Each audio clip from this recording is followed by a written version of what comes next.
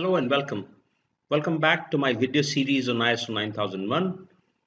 I'm hoping that you have had the time to look at all the videos that we've created for better understanding of the ISO 9001-2015 standard. Through this video, let us work at understanding the clause number 8.7, control of non-conforming outputs. 8.7.1, the organization shall ensure that outputs that do not conform to their requirements are identified and controlled to prevent their unintended use or delivery.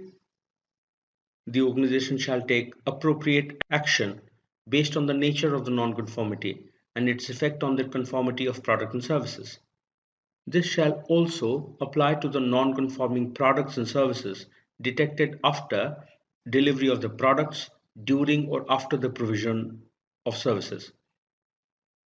The organization shall deal with non-conforming outputs in one or more of the following ways: A. Correction, B. Segregation, containment, return or suspension of provisions of product and services, 3. Informing the customer, D. Obtaining authorization for acceptance under concession. Conformity to the requirement shall be verified when non-conforming outputs are corrected. 8.7.2, the organization shall retain documented information that A. Describes the nonconformity, B. Describes the action taken, C. Describes any concessions obtained, D. Identifies the authority deciding the action in respect to the nonconformity. You would understand by now that the entire ISO 9001-2015 standard is focused at providing products and services that meet the customer requirement. Hence, this clause 8.7 is of very high importance.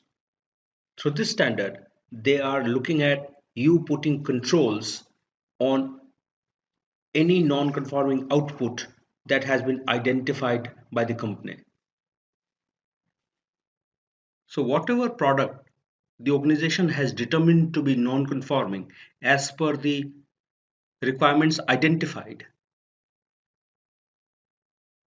one must put in processes to identify such nonconformities and control the nonconformities so as to prevent unintended use of this nonconforming output and the delivery of such nonconforming output.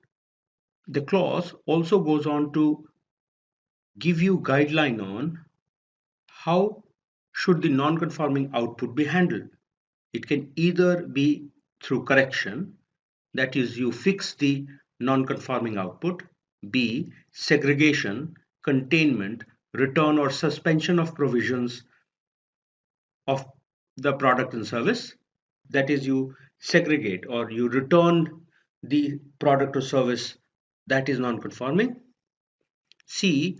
Informing the customer, that is, you pass on information to the customer of some non-conforming product and you take subsequent actions. D. Obtaining authorization for acceptance under concessions. Certain non-conforming outputs can also be passed on to the customer after due acceptance under concession. So you've informed the customer of the non-conformity, and because the impact of the non-conformity is not too significant, you obtain authorization from the customer or relevant stakeholder for accepting the product under concession. Should you have chosen to correct the non-conforming output, the standard requires you to verify the non-conforming output before it is being put to use. From the documentation perspective, 8.7.2 outlines that each time you have a non-conforming output, you shall be required to retain documented information about description of the non-conformity, description of what actions were taken, should there have been any concessions, description of the concessions obtained, and the identification of the authority who has decided on the action in terms of the non-conformity. So this clause essentially lays down the perimeter for you handling the non-conforming output being created by processes within the company. So should there be a non-conforming output, this clause essentially mandates what are the subsequent actions to be taken, and the need to retain mandatory documented information in respect to the non-conforming output. And because non-conforming outputs are not acceptable to your customer and could impact the end user as well, hence the control of non-conforming outputs is a very important step in the entire quality management system. Hence, if you are the auditor, you must lay a lot of emphasis into handling of the non-conforming output. So once the internal business processes are identifying a non-conforming output, have adequate provisions been made to identify such non-conforming output, and have they been segregated such that even mistakenly they are not being brought back to use.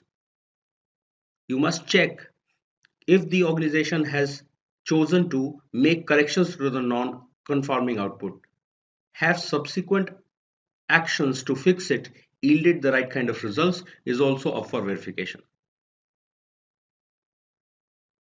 As an auditor, you must lay a lot of emphasis into this clause. And auditing this clause is pretty simple because most of the requirements in the clause number 8.7 is almost self-explanatory. And if you are involved in the implementation of the quality management system, you must ensure that you are looking at every requirement as mentioned in the ISO 9001 2015 standard, and you are looking at using them for your organizational benefit. The processes that you are creating for handling of the non-conforming output must be in line with the ISO 9001 requirement. This is the internationally accepted method of how non-conforming products could be handled. So you may want to amalgamate your existing business processes in ISO 9001 2015 standard.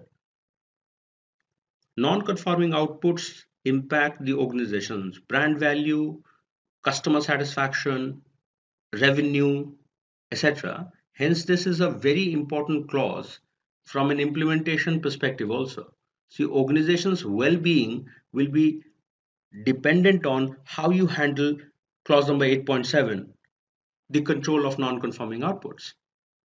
I hope this very simple video is helpful in your pursuit to understand 8.7. Thank you.